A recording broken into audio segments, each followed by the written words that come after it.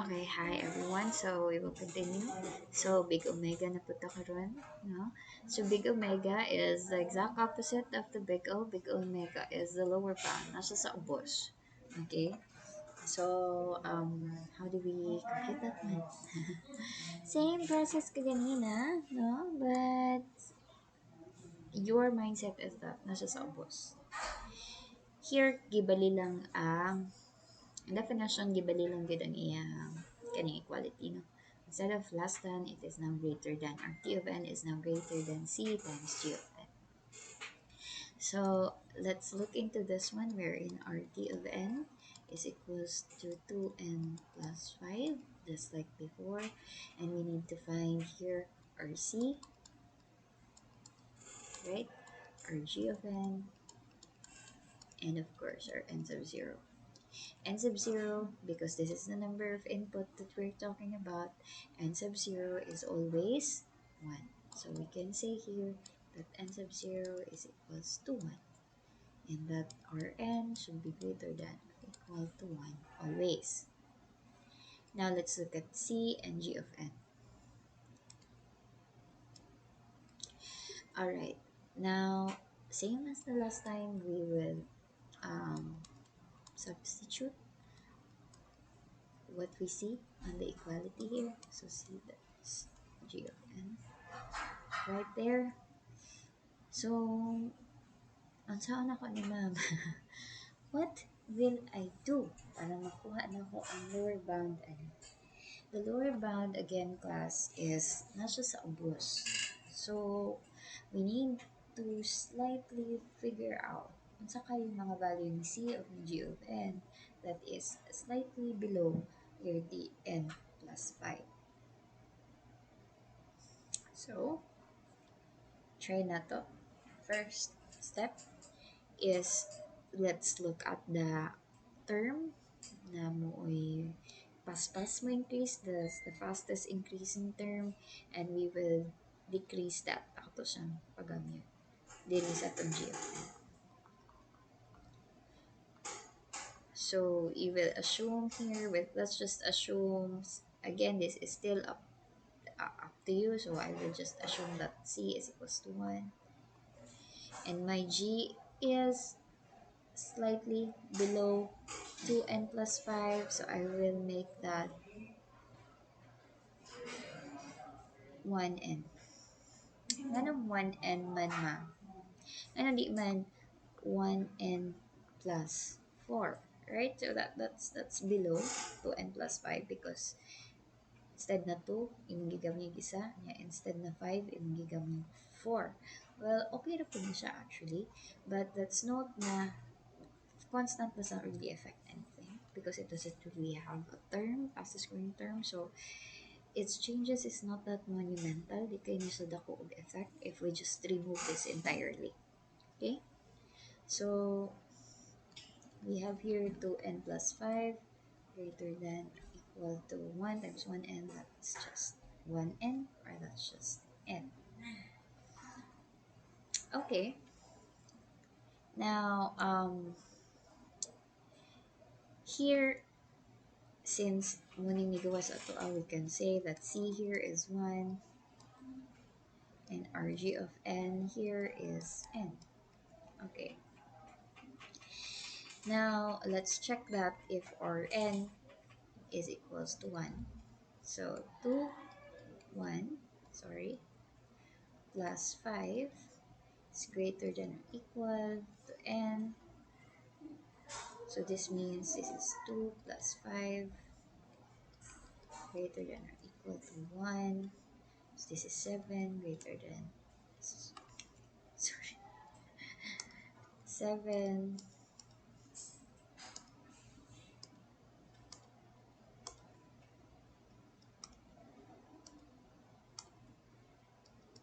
siya ma-erase. Ang ano ra. Ala, nagbalik lagi siya. Ano man?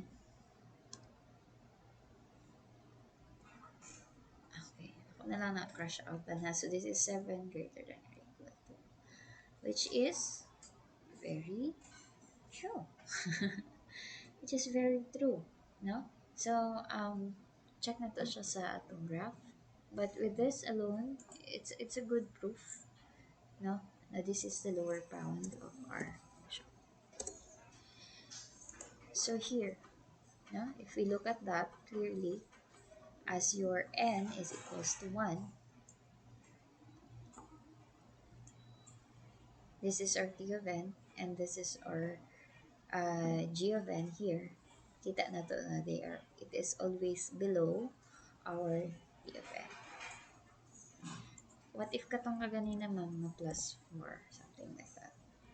But this is, yes, again, not that monumental of a change because as n increases, the distance between the red and the green, the blue line is similar sa kung wala. Diba? So, we have it. Wala to siya. Ito ra kadali actually. Lower bound, no? So, sa upper bound, mo assume na kagdako-dako ang function for our g of n. In the lower bound, assume na kaggamay-gamay na slightly below yung tn plus 5. And that's already your lower bound. Now, let's go to the tight bound. Tight bound is the combination of your upper bound and lower bound. This is your big theta. Okay, wala pa di ko nahuman diri sa taas. Sorry. So, thus, we say na the solution for this problem is c is equals to 1, g of n is equals to n, and thus our big theta, big omega, sorry, thus our big omega is g of n, which is, so far, for this function,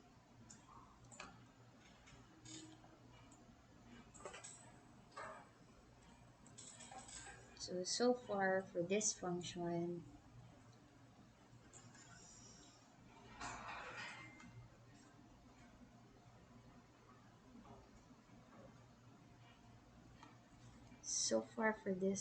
t of n equals 2n plus 5, ang ato ang answer ana is for the big O of n, ayang big O is n, ayang big omega is n as well. Okay, C here is 7, well, C here is 1. Now, the next is our big theta. At saka ni, and C, at saka na. Okay, di siya masulat. Okay, so that's so far what we did. So, balik ta. There is a big theta na ta. So, unsa din na ang big theta? Unsa buhatan na kaani? Okay. So, same. So, we have here 2 of n, t of n, 2n plus 5. So, g of n, we still don't know. Tight bound na siya. So, if you have noticed sa yung equality, nasa tunga si f of n, we have two c's here, c1, that is for the upper bound, and c2 for the lower bound.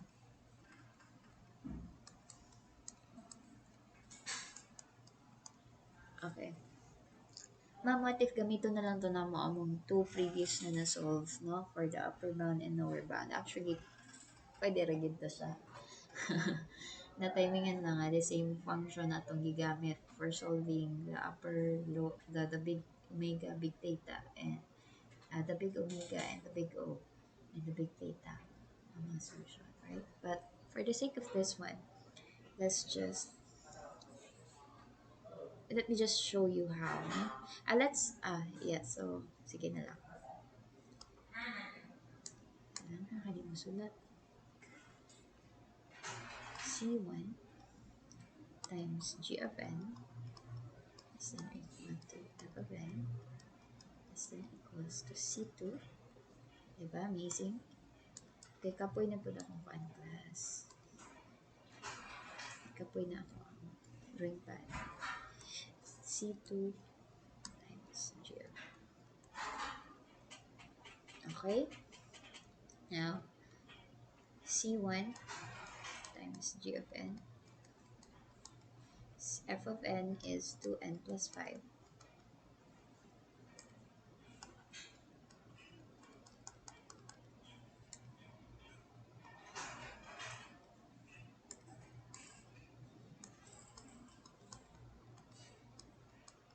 And then C2 G of n.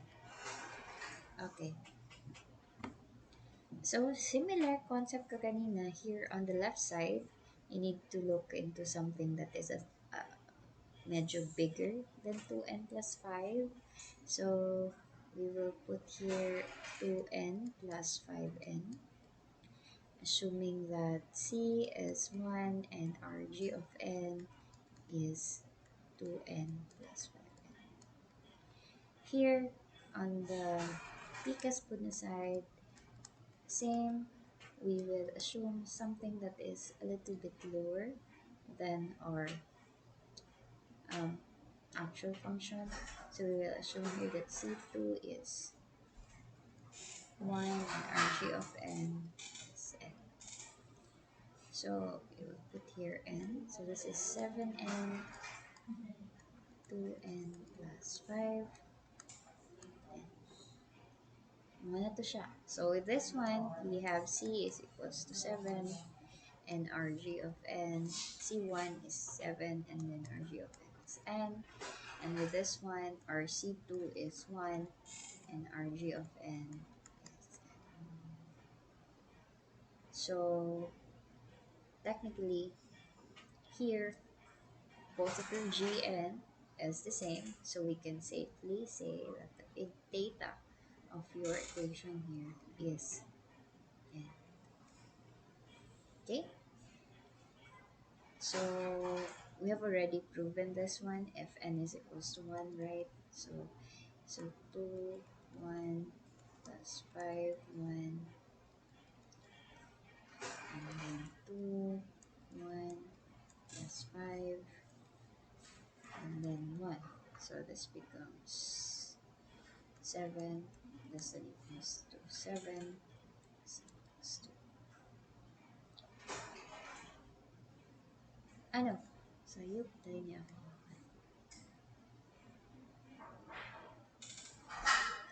I am very sorry. Nabali. Sorry, ako na lang ibali ang ako ang anha. Ito ba?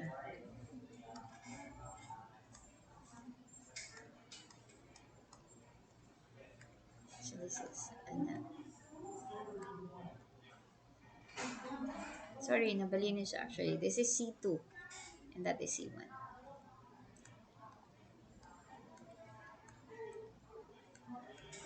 So this is C2, C2, this is C1, and that is C1. Okay? So, balik po na siya.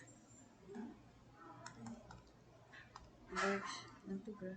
This is balik po ni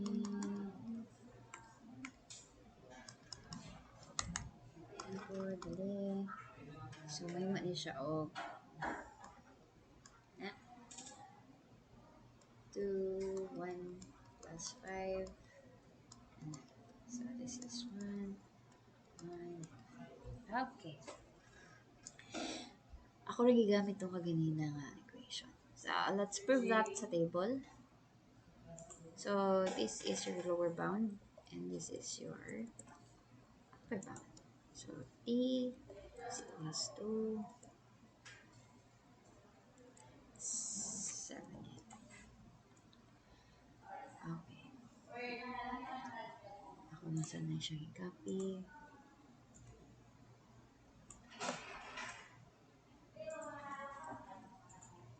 Okay. So, technically, in finding the big O, big omega, and big theta of your function, this is what this is. Okay? So, here, this is your This is technically your big O. This is your big data. This is your T of N. And then this one here is your big data. Okay?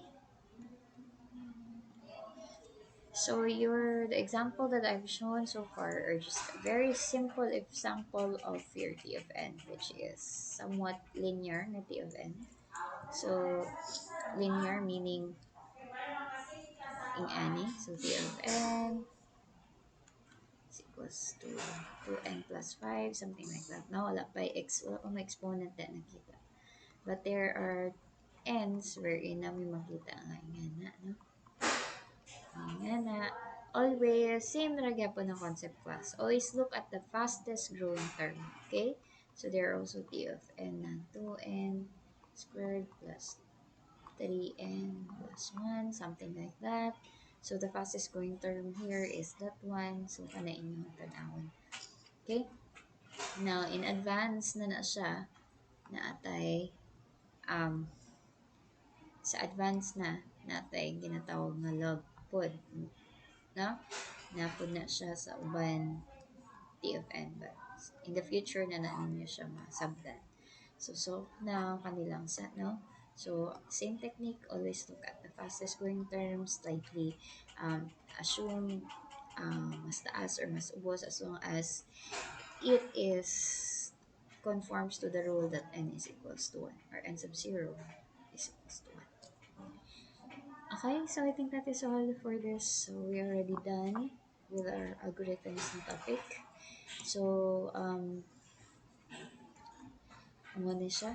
So, please do watch this lecture video para maka-answer mo sa exam. And then, para po maka-idea mo. No?